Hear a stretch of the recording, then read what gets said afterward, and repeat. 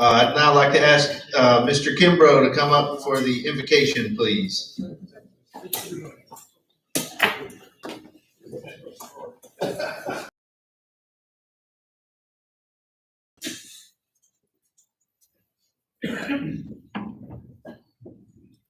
My mom and daddy didn't name me Mister. I want to tell y'all about a little church over in East Texas. Little bitty church, but it was organized and they had deacons and all. But they got a new preacher. And there were two young boys in that church and just little headed. They just always causing trouble. So they told this new preacher about these two boys, and he decided, well, divide and conquer might be the best way to approach it. So he sent for the two boys, and when they got there, behind his desk, and he sat down and he said, now, Tommy, where is Jesus? And Tommy just sat there. He said, Tommy, I'm serious. I want you to tell me, where is Jesus? Tommy just sat there. He didn't say a word. The preacher picked up a Bible and he slammed it down on the desk. He said, and went over there and said, Tommy, where is Jesus? Tommy got up and he hit that door running. He said, run like hell, Johnny. They've lost Jesus and they think we got him. Pray with me, please.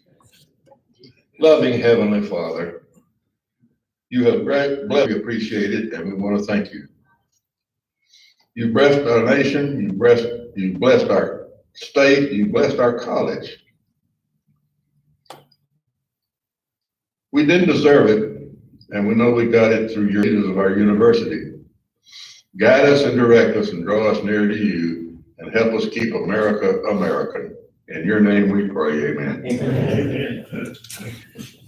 I pledge allegiance to the flag of the United States of America and to the republic for which it stands, one nation, under God, indivisible, with liberty and justice for all.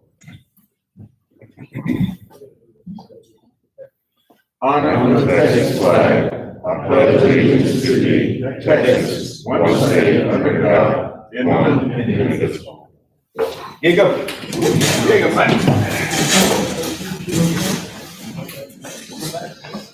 All right. Well, good news this week. No silver taps now. If you know those guys, Bob Kahn, Dave Ardiana, Ronnie Greenroot's family, you might want to reach out to them to see how they're doing and check in on them.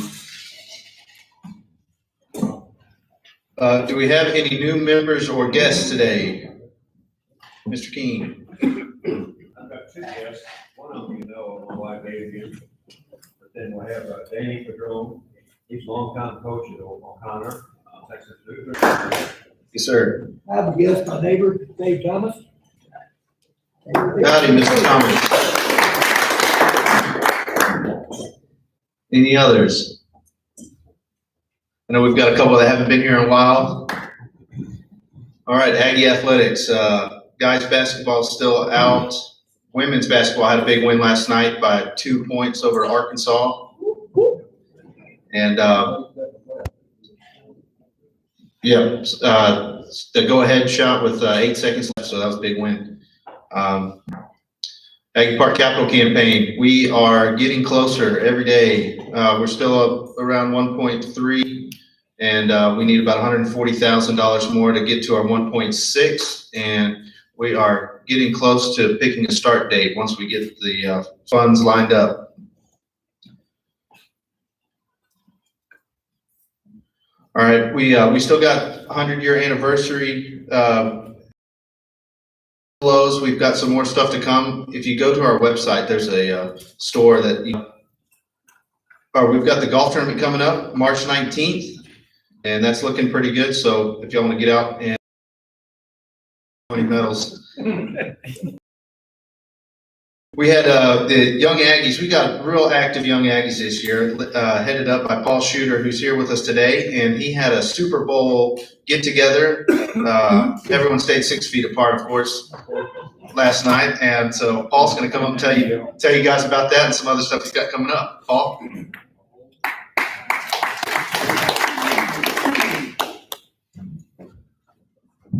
Howdy, Eggs. Thanks for allowing me to join you guys today. Really appreciate it. So like Logan was saying, we did have a Super Bowl party last night. We had probably about 40 people come out. We had a great time, I think. We had a potluck kind of dinner, and then utilization of the open bar that we've got here. The things that I've got on the agenda for March that I think would be really great for the entire club, and then get y'all's involvement as well.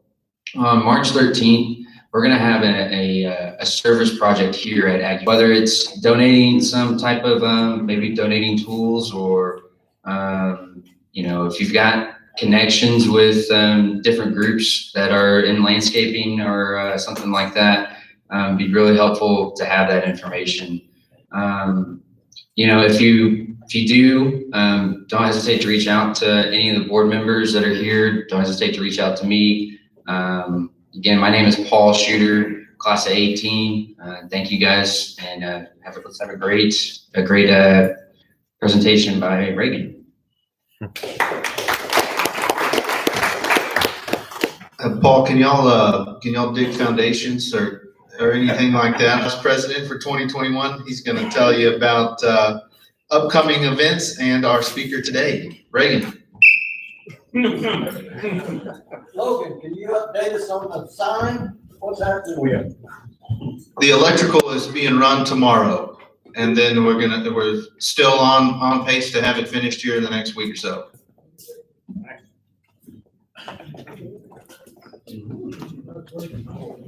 Thank you, Logan. Howdy. Man, what a great turnout. Next few meetings that we have, let me line those out for you. No Monday lunch next Monday due to President's Day. The following, we've got Gary DeLong that's going to come speak. March more in there. Thanks to Don Priest on March the 29th, the mayor of Bryan, Andrew Nelson. I think that'll be an interesting one as well. So come back and let's enjoy it. Before we get going today, I wanted to say something. One of our guests at the Kings brought, Coach Padron, that's sitting over here in the red, is the new football coach next door to Antonian. And he was out of career. Don't comment on that, Tony, because I don't know. I was an Ag Eco major, but of all of my teachers, I fell on a math test. And Coach Padron took it personally because he felt like he had failed me. And he said, Friday, I'll come before school, after school. Let's get this done. But I appreciate you, Coach. It's good to have you with us today. And I thought about giving you about a 5-minute rebuttal after Pfeiffer speaks. A longtime coach, so I'm sure he has some other sides of this story from what Pfeiffer's about to tell. So we'll have to see on that. So today our speaker is one of our very own, Warren Pfeiffer, was born here in San Antonio. He comes from an old German family that settled here in 1850. His father was a dairyman, and their family had the first commercial dairy here in San Antonio in 1900. Warren went to Edison High School, and how many other Edison High School graduates? Look at this. That's neat. Went to Edison High School. He and his wife, Kathy, have 3 kids, 6 grandkids, 2 great-grandkids. He worked in the banking business for many years for different banks. And as he said, he's kind of a hired gun, handled many different real estate transactions through the years. And one of the biggest ones that he said was that development down on the Riverwalk, the River Center Mall, dealing with the DeBarco family. And I'm sure he can tell us more about that. Today, I've asked him to speak to us about his 40 years of refereeing. And I'm sure you can imagine we don't have the best eyesight. We're giving everybody a whistle. Be too good. So before he comes up, I wanted to quote when I was young, but I had to give it up. I'm only 6 feet tall, so I couldn't play basketball. I'm only 190 pounds, so I couldn't play football. And I have 20, so I couldn't be a referee.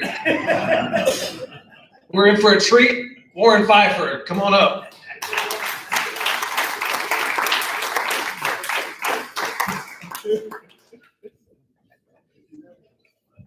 I'm scared. Thank you. You're welcome.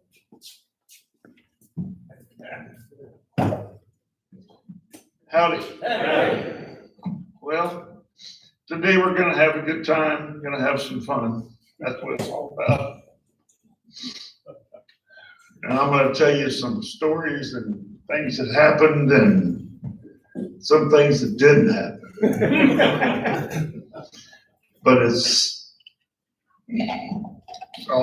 all gonna be truthful, so don't worry about anything. Last time I was here, and I guess that's 3 or 4 years ago, right? We talked a little bit about this, but in the Southwest Conference, which is where I was, before the Big 12 was set up, before there was instant replay, we were it. I mean, there are 42 guys that were in the Southwest Conference when I was. There are 5,000 officials that referee high school football in Texas. 42 of us. Lucky, a little bit political. If you weren't good, you didn't stay. If they brought you up and gave you an interview in Dallas and gave you a couple of games to work, the first 2 years you were on probation. And if you didn't cut it, you wouldn't even make it 2 years. I mean, at the end of the first year, if you really screwed up the first game or two you worked, you didn't come back for the third or fourth. So you had to be right, and we were right about 98% of the time. Every game was graded. Every game was added up at the end of the year to give you a score for the season. The best grades went to bowl games. That's how it worked. There were some politics in that sometimes. If a number of guys were retiring and quitting at the end of that year, they would often give them a bowl game just to kind of kiss them goodbye. But that's generally the way it worked. If you got good grades, you came out with a bowl game at the end. Were serious people. All of them were type A person. Everybody knew exactly what they wanted to know, and they were right. You know, that's the way you survive in that kind of an arrangement. But there were no weak sisters. There was nobody that didn't know how to do it. Everybody, I mean, the referees on these crews would come to you if you had a flag down. They would come and it was like, what do you got? And if you said, I think maybe it looked like, they'd say, pick the flag up. We're not gonna do it. If you don't have the certainty and you don't have the ability to call it the right way the first time, pick the flag up. We ain't gonna do it. And that's the way they all were. They were insurance men, lawyers, doctors, educators, people who taught at colleges in North Texas, UT Dallas, all these guys. I mean, we had guys that were physics and math professors that were referees. They were real strong people were referees. They were real strong people. No lack of confidence, no lack of leadership. Now I can talk to you about the coaches and some of the things that happened throughout the season. I refereed with Jackie and RC. I tell you, two great coaches, two guys that were a lot of fun. I said it before and I'll say it again. Until the kickoff. I mean, what can we do for you? Can we get you water? You want to get your ankles taped? We'll have our trainers come tape you. We'll get everything done. Boy, we're taking care of you. They put that ball in the tee and kicked it, and man, it was you. No, oh man, you missed. Why didn't you see that? You know, it would be just constant. Coaches in the conference, the head coach wouldn't be the one who would be on you all the time. certain times he'd get upset about one call or another. But they always had an assistant coach, a student trainer would bark at you, your shoe right. Did you think, what's wrong with you? Get them, and we went to this kind of a flag tucked into our belt here so that you could reach it without having to in your back pocket. That's for. If you have to reach, if you're out there and you're watching your players that you're responsible for, and you see that there's a potential foul. I mean, it was kind of like holding, but it really wasn't that big a deal. He didn't, and you decided, I don't want to throw the flag, but you had reached for your back pocket, and he would bark louder. I mean, so you kind of learn that in order to be able to do that, you just keep your hand next to your belt and you throw it pretty easy. And he could never see you thinking about it. It was always something you could just pull out and throw. And that's why this thing was invented, to be able to do that. Not just with us, but with every one of the major conferences. I mean, the Big Ten, the SEC, all had similar kinds of problems. We all checked each other's pay scale. If the Big Ten got a raise, we got a raise. If the SEC got a raise, we got a raise. Everybody was kept on the same par all the way across the country. But that's with Jackie, and one of the things that was really neat about Jackie and RC, every year at the end of, or I guess it happened at the spring training time, they would send a crew from San Antonio, me, another fellow that was in the conference from here, and we'd stop in Austin and pick up some other guys, and we'd all drive to A&M, and we'd work the spring game. We may even work some practices before the spring game in order to be able to keep it up here in our head. And Jackie and RC would tell us, hey, when we got there and walked on the field dressed, they would come over to us and tell us that after the game to come over to the student union or the cafeteria and eat with them. They said, we have come over to the dining hall and eat with us, and then you guys can drive home. And so we would, after the practice, we'd shout and go to the dining hall and eat. We did that during the springtime when they had their spring training, and then we'd come back and do it again in August before the season started.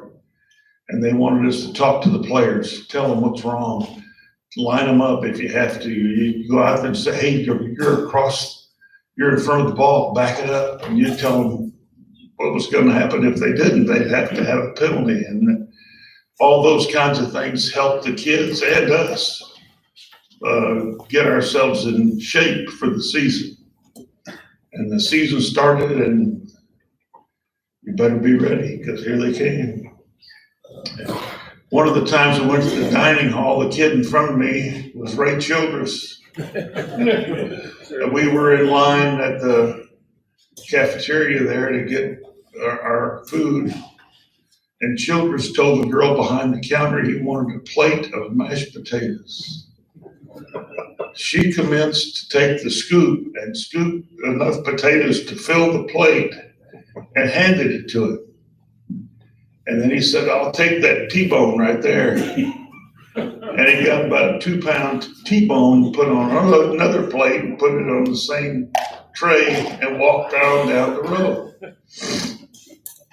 And so you understand how those guys stay so big and so strong. They feed them like crazy. I mean, they really do. Now, every time I was assigned a game at A&M, I went to yell practice. Every game. Went to every bonfire that I had a chance to go to. I had a son at the time who was, he was in the class of 90 at A&M. And they went to Bonfire. I didn't have a game there then, that one particular time. But we had at Bonfire, we all stayed until the thing toppled and fell, and it was late in the morning. And my son John and some of his buddies decided they were going to stay a little longer. Almost dawn, I guess. They decided to leave and go back to their apartment. Well, their car was gone, but somebody had dropped them off, and they were there by themselves. He said, so we needed to find a way to get home. So we thought we would hop on the back of one of these fire trucks that were there, because the fire trucks were all from different cities or different areas around there, and they were all lined up in case there was an accident, they could put it out. Well, they got on the back of the fire truck, but what they didn't think about was that at 3 or 4 o'clock in the morning, they don't stop at red lights. So they just got on the back of the fire truck and held on, and the plan was to hop off when they got to the red light that was a few blocks away from their apartment. They were gonna hop off, and they could walk down that 3 or 4 blocks. It wouldn't be too bad. Well, this particular fire truck was from Caldwell, Texas. So they rode the truck all the way to Caldwell, where they stopped at a red light, and they got off, and they went and called one of their buddies back in the dorm to come pick them up because they had ridden too far. Now that's a true story.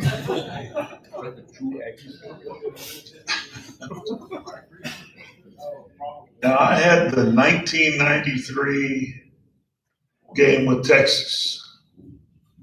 That was a classic. 18-9 was the score. A&M won at Kyle Field. We had 7 o'clock kickoff on ESPN nationwide. It was 30 degrees and snowing at the kickoff. People were dressed in snow ski suits in the stands. And I had a flag against Aaron Glenn for defensive pass interference. And my son got 20 phone calls from who said it was a bad call. But when we looked at it on the game film and it was evaluated by the supervisor of officials that rated every game, a lot of grief over it. He got a lot of phone calls from his buddies about, your dad blew that one.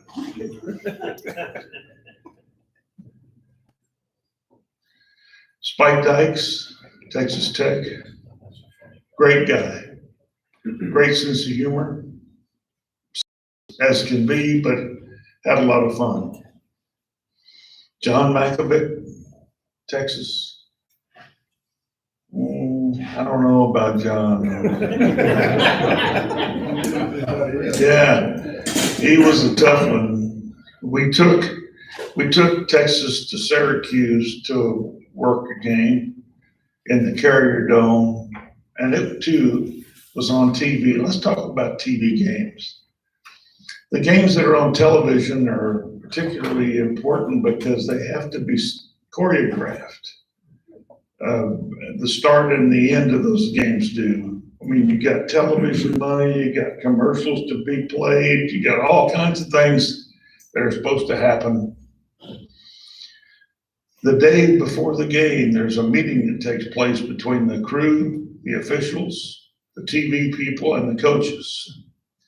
In that game, the TV people pass out a schedule. I mean, it's, at 1:31 by the clock, everybody sets their clock at the same time in that meeting. But at 1:31, we're gonna have the visiting band play their school song at 1:36.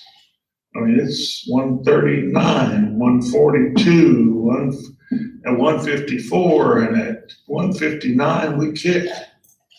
And that's what they go by. You know, the visiting team comes out of the tunnel at 1:36, and at 1:38 the home team comes out of the tunnel. And the officials bring those teams to that tunnel in order to be able to have them there at that time. And when we tell the coach, you're ready to go. And he jumps out and they all run out on the field. I went in Syracuse. It was my job to get the visiting team. So I go get Makovic out of the dressing room, get all the kids down there, and it gets to be 1:36. Coach, you gotta go. Time to go. I'm not going. Coach, you gotta go. That's what the schedule called it. I'm not going. He said, if I go out there now, all these fans are there, carrier domes packed, standing room only. So if I go out there now, they're gonna boo us. I don't want my kids to get booed. I'm waiting. I'm not gonna go. Let them go first. I said, why didn't you say this yesterday? You know, that's when we had the meeting was held to get everybody in sync on what was going to take place. And I'm standing still going, what can I do? You know? And finally, the other team gets tired of waiting, so they come out, and then he goes. So at the end of that year, I wrote a letter like they had tell us to do to the NCAA Rules Committee and said there's ought to be in the rule that says that the home team has to come out first. That way it eliminates a problem. They adopted that and it changed. But that's what happened. We had Makovic at Texas Tech.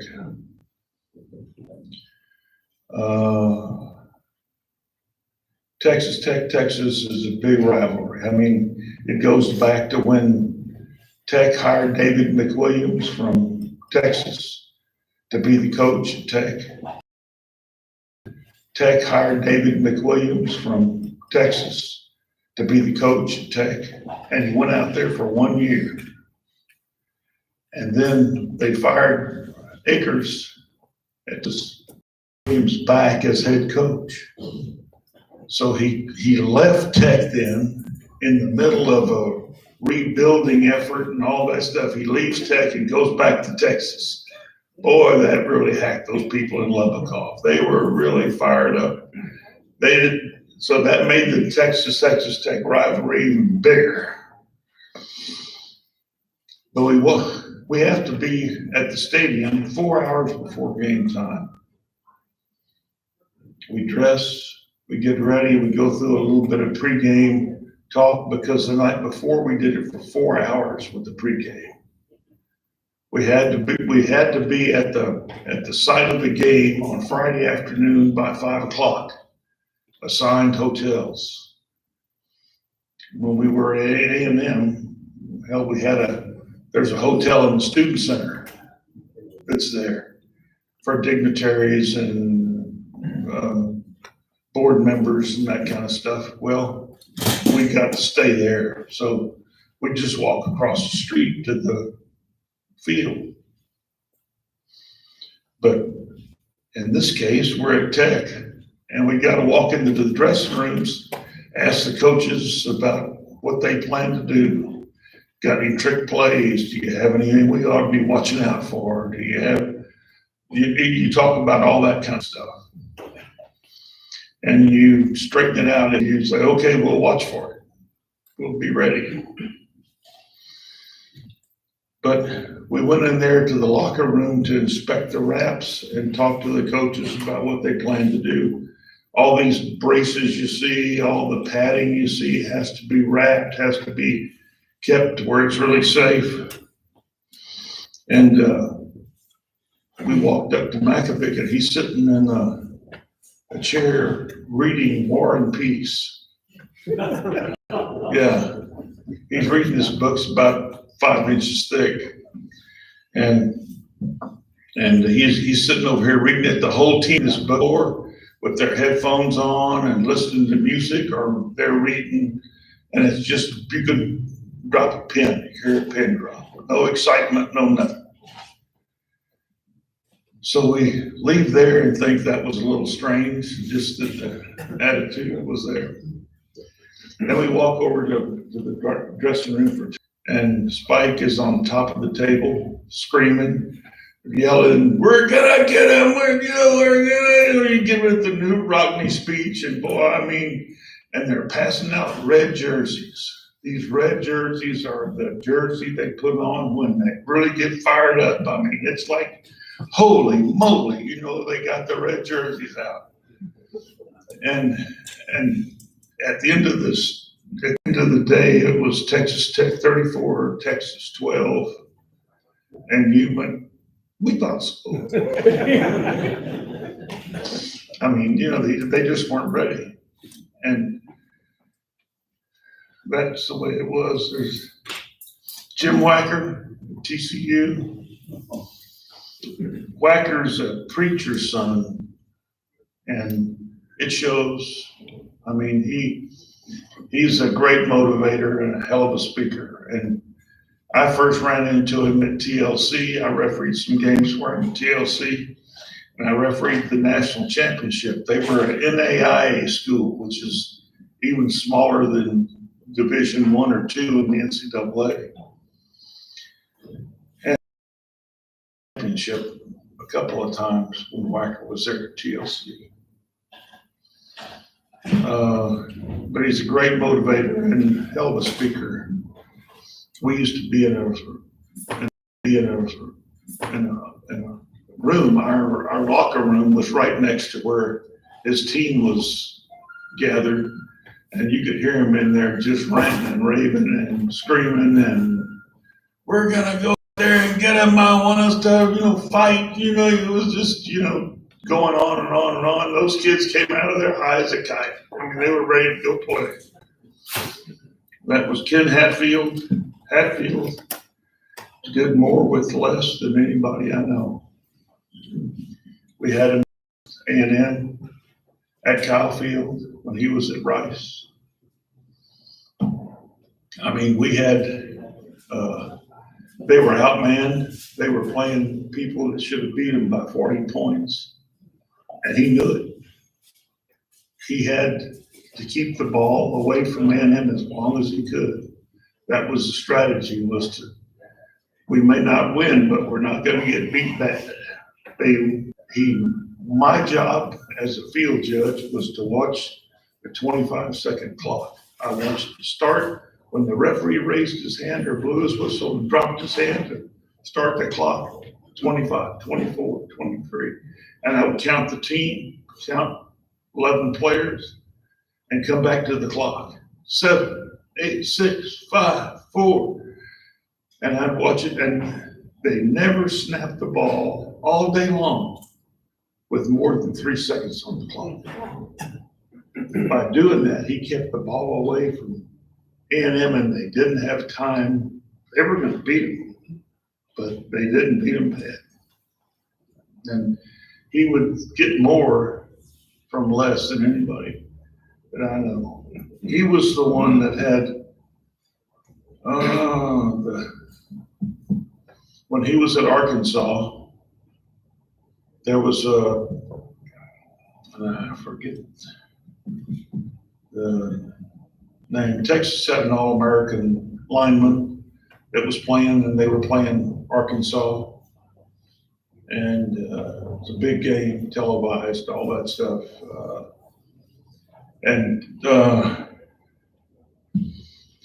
He had, during that game, the lineman's parents were there to watch from Texas. And the kid the father had a heart attack. And they took him out of the stands, took him to the hospital. At the end of the game, he went and found the mother and the family and said, "Hey, listen, go to the hospital. I'll take care of everything. Don't worry about it. Here are the keys to a car." It's a University of Arkansas car, but drive it. And I'll see you at the hospital. Goes to the hospital after he leaves the team, and he checks in with them, arranges the hotel for him to stay, called Darrell Royal and said, hey, I got his dad's in the hospital, and I'll let him practice with us all week. We'll keep him, working out, and so next week. But I'll get him to you as soon as I find out what's going to happen with the father. Back to Austin Farm. I mean, he's a quality guy. He did the right thing. Bill Yeoman, Houston. Wow. And Jack Pardee from Houston as well. Bill Yeoman, Houston then played in the Astrodome. Capacity's like 70,000. Not a real big place compared to today. But Bill Yeoman we had Houston, the only 2 games a year where the Astrodome was packed. On most games when they played Baylor, but that's as many people came. 2 games a year, they were standing room only. A&M and Texas. On those 2 games, it was like out to the roof, man. I mean, bands were going crazy with that noise inside. It was, just rocking. We had A&M in Houston. 3rd quarter, had a pass interference call, which I made another one. That was one of my things to do. I was one of the, what do they call them? I had highly skilled position. You didn't have to just call offsides and all that stuff. You were calling the more important ones, the ones that everybody could see down the field. I had this, it was close call, but it was kind of like the Aaron Glenn call. He was there a step early. And the grade reflected it. They graded it and said, good call. But for this particular game, it caused a big ruckus with the crowd. And it's full, so it's rocking, and they're screaming and yelling and getting on me for the call. And I look over at Yeoman, and Yeoman's on the sideline walking out to the middle of the field. And the referee saw him before I did, but I take off to get Yeoman and turn him around and walk back to the sideline. And I look up, and the referee is right there with me, and we say, you got to get back, coach. Come on back to the sideline. We'll talk over there. And that's how you diffuse that situation to kind of get it off the field. He takes his hat off, and he slaps his side of his leg with the hat, and he said, I got to make it look like I'm raising hell about that call. If I don't do it, my fans will be upset that I didn't. He said, it was a close call. And I said, yeah, it was, coach, but he was just 1 step early. And he said, well, I'll give it to you. And he said, if y'all want to go to Kai Pan's is a seafood restaurant. A seafood restaurant about 3 blocks from the Elm, or from the Astrodome. And he said, if y'all go to Kai Pan's, I'll buy the wine. And we said, thank you, coach, and we didn't go to Kai Pan. But the point I make is this, he would do anything to sell it, to make it look like it was supposed to work. Jack Pardee was a class guy all the way. Andre Ware, he throws 600 yards a game. Had guys that were acrobats to catch.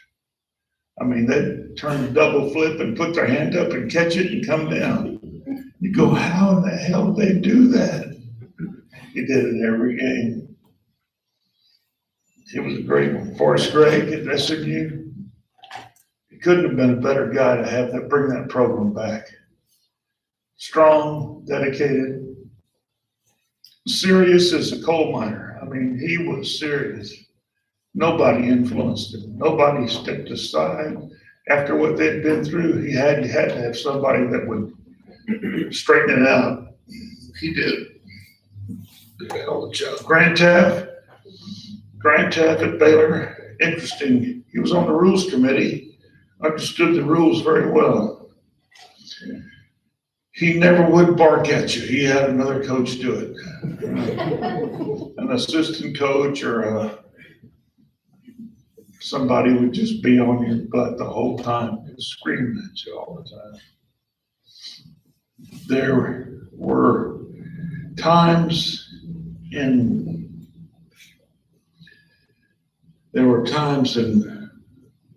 experience where some critical things happened, and nobody except the guys on the in the white pants and striped shirts knew what it was. And unless you were on the coaching sideline, you didn't know. This particular incident took place in a national championship game.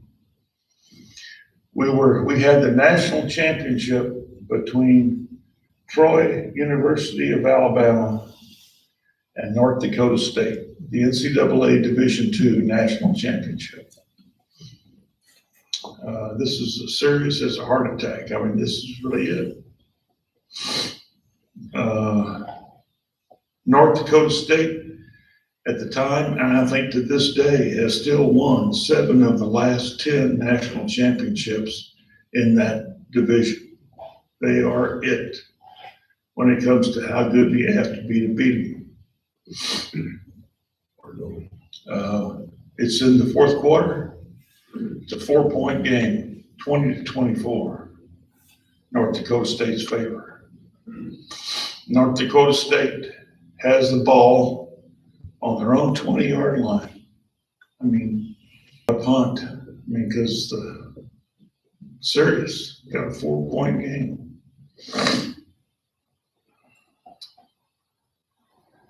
On this kind of a play, on the deep snapper comes in. It's a kid that has been taught or has experience in how to snap that ball back 15, 18 yards. And that's a unique spin he's got to put on the ball to get it to go back there. The umpire is the guy that stands right alongside the linebackers in the back in the defensive formation. And it's his responsibility to watch a lot of line play. He's watching guards and tackles all game long. But when it comes to this deep snapper, he's got to protect him because the kid has his head down between his legs and has to snap this thing back and hold it there. And when he does that, he exposes himself, his neck, to the linebacker that's sitting right next to him. And if that linebacker crashes in on him, he could break a neck, he could hurt himself in the vertebrae. And it could be serious. So the umpire watches everything that happens to that snapper, everything that happens to that linebacker until it's cleared to play. On that particular snap back, nothing happened. Punter had it, boom, kicks the punt. When the center came up from the stance to snap the ball, he took his fist and hit the linebacker on the side of the helmet.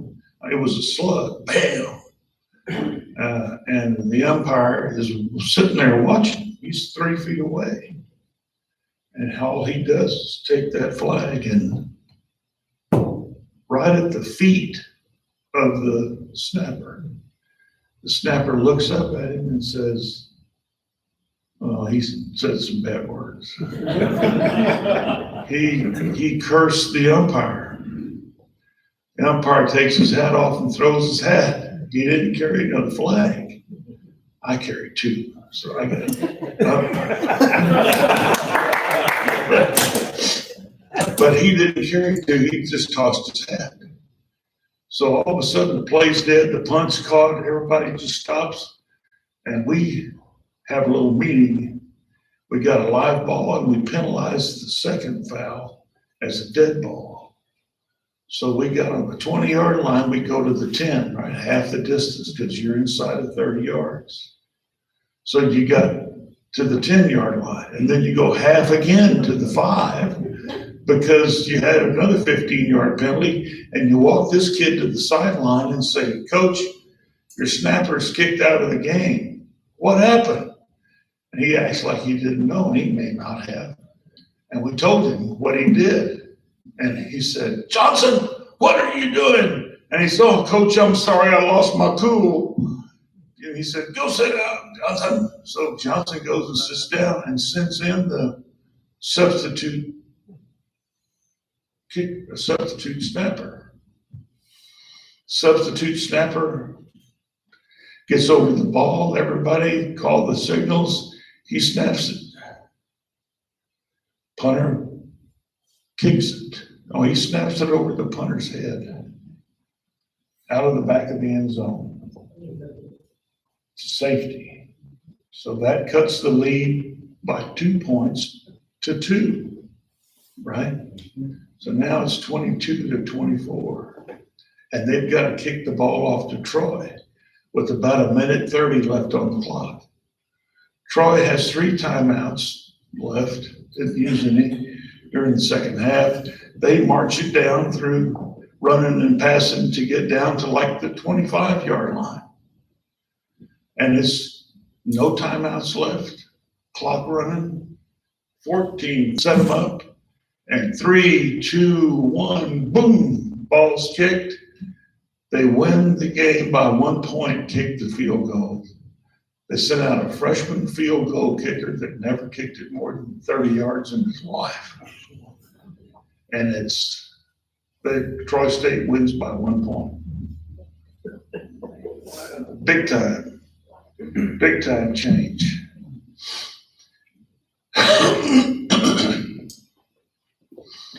And we had Texas and Texas Tech at Texas. This is a little different than the other Texas going. But Texas had just scored, it was 3-0, and they scored a touchdown to make it 9-0. And they're going for 2. Why 2? I don't know. I mean, I guess he felt it was third quarter, time to stretch it out and try to make a couple more points so they couldn't get caught. Pete Gardner is the quarterback at Texas. And Jimmy Saxon is the wide receiver on my side of the field. The ball's put on the 3-yard line, extra point, right? The first thing I do, then I'm a line judge. I'm not in one of those skill positions. But I go to the first, my mechanics say, when the ball's snapped, the first thing I do is get on the goal line. Because if it gets close, somebody can tell you it's either a touchdown or it's not. The people in the booth that talk to you all the time on television, they don't know what they're talking about goal lines. Goal lines, the white chalk of that goal line, the white chalk on the sideline are out of bounds. The way you think about it, they talk about it all the time, say, he didn't cross the goal line, he didn't get it across. You don't have to get it across, you have to get it to it. It's as if the front edge of that line, the one edge nearest the 1-yard line, there's a pane of glass that goes up to the clouds. And all that ball has to do is break that pane of glass in possession of the player. So I'm on the goal line to be ready for what might happen there. The pylon's in between my legs. lead a little bit in front of me, but not much. And I'm standing at guard deer, gets the ball from center and comes running my way. It's a run pass option. He cocks his arm and Saxon runs into the end zone and does a hook. And it's kind of coming back out from 6 or 7 yards deep in the end zone. He's coming back to the goal line. Gardier's getting rushed. Gardier gets hit. He throws the ball. Saxon on inside the end zone takes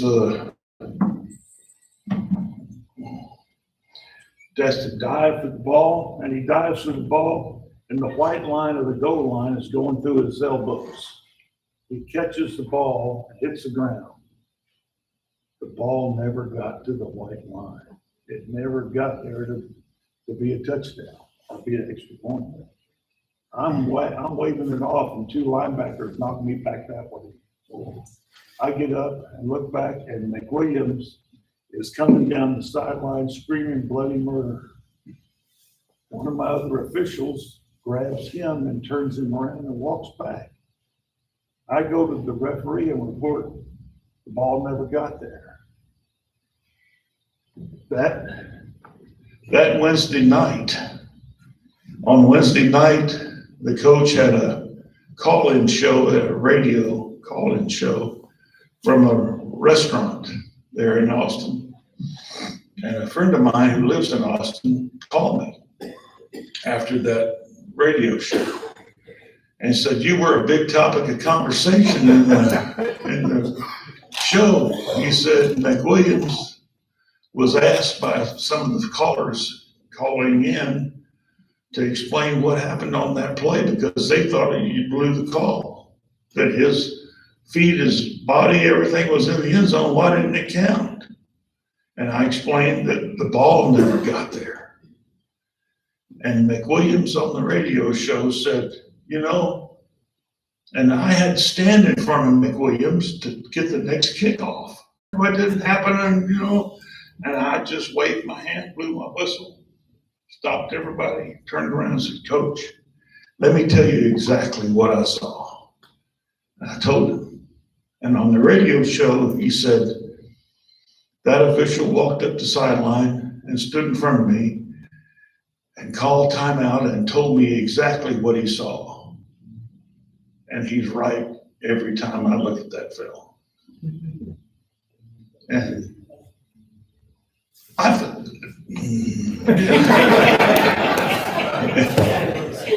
so now, is it my time yet? I can talk some more. I want you to. I'm not throwing the hook on you. We may have, Kistner just. Dick has a flag that he threw. Okay. He might answer some questions. Okay, I'll answer some questions. Who else? Dick? Hell, I don't have a question. You're too blind to ask. Anybody have anything they want to ask? There we go. Come on. It sounds like you never made a wrong call. No, Is there any? I left those out. Do you have any that you? I didn't think you really need to hear those. That was it. No, we all make some, but not many. Yeah. Best thing is a makeup call. Yeah, is there such a thing as a makeup call? I've never had that occasion. Because we start this thing so many years before we get to this level. When you're in high school games or when you work even middle school or junior high games, you might experience some people who try to have a makeup call. It doesn't happen when it gets to be bigger. It's kind of like golf. You hit a bad shot and you wipe it out before the next one, because if you let it haunt you, you never get back to where it comes out right. You got to be able to wipe it off and say, hey, everybody does that. There comes a time when you got to shake it off and keep going, get back on the horse and go again. Yes. What do these referees have around their wrists?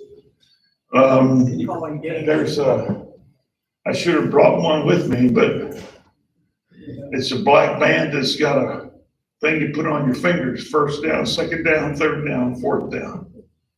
Then the umpire, the guy that stands back by the linebackers, he'll have one on this hand, and it tells him where to stand. He has guard, tackle, center marked off on his hand here, and he stands behind one guard or one tackle and moves it to another guard, because if he stands in the same place for 5 minutes, they'll key on him. They'll use him as a blocker. They'll set it up so they're blocking right in front of him and get him out of the way. So by him keeping track of where he lines up, he can be sure that he doesn't stay in the same spot very often. Yes. Whole lot of classes, a whole lot of continuing education to keep up with all this stuff. Yes. Yeah, we would have to go to 2 clinics every summer. In the clinics, the coaches, if the coaches requested, that show you what holding is, what pass interference is. I mean, a tape of 30 minutes where they go to a college or a high school and they dress these players up in different colored uniforms. And they show you, here's what defensive pass interference is. Here's what offensive pass interference is. And they show you 30 examples and plays you can run slow motion, fast, slow, and you can see exactly what they want you to call. And that's how you learn what is and what's not. And that happens every year. But we're required to go to 2 clinics that do that. We're required to take tests and exams, both on mechanics and rules. And it's a pretty definite process. You did a whole lot of high school before that. I did. I would assume that there's quite a bit of education there too. There is, very much. Then the old pros like Jim Upmore helped and taught you a lot of things you didn't know before. And Jim was in the association here when I started, and he's responsible for getting me up here, I guess. I mean, he pushed and did all the things you do to experience it. And Danny Padron over there, he hollered a little bit, but not much. I always thought it was our responsibility to help you, so we're always there to help. We appreciate it. That's what. Yeah. Good. Mr. Pfeiffer, thank you so much. I think we're gonna have to have a part 2 and part 3, because I wanted to sit there and I looked at my watch and I said, I know some of you have to get to lunch, but thank you so much. It went by so fast. In appreciation from the club, the Boulder family is donating some Fiesta spices for coming to speak to us today. We really appreciate your time. Thank you. And y'all can throw a flag at him as he's on his way out. Thank everybody for coming. And we'll see you again, not next week, the week after. Here you go. Thank you. Thank you, Mr. Pfeiffer. That's good.